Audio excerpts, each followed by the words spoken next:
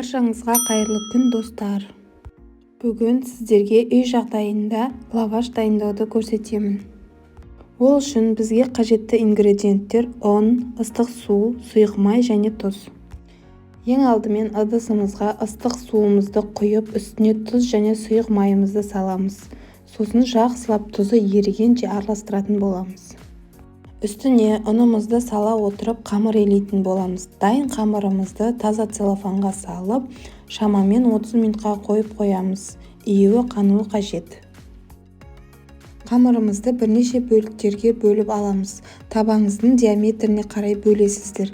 Әрбір бөлікті өте жұқа етіп жаюымыз қажет.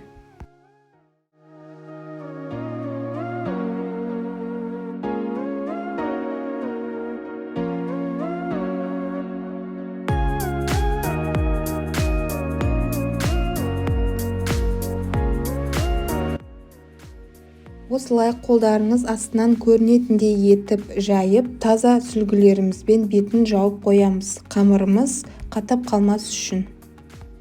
Орташа отта табамызды қыздырып, лаваштарымызды пісіріп аламыз.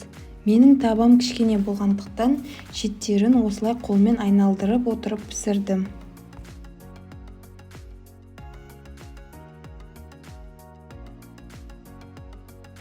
Екі жағын да осылай қоңырқай нүктелер пайда болғанға дейін пісіретін боламыз.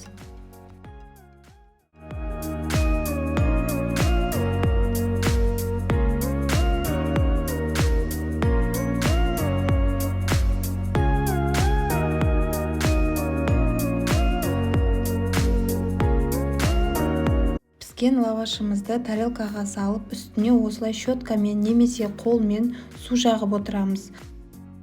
Лавашымыз жұмсақ болып шығуы үшін. Піскен лаваштарымыздың үстін міндетті түрде сүлгімен немесе целлофанмен жауып қойыңыз.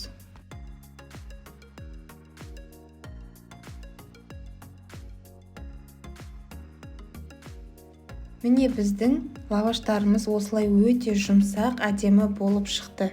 Үйде дайындалған лаваш дәмді болып шығады. Сіздер де міндетті түрде жасап көріңіздер. Көп құрамды қажет етпейді және де тез дайындалады.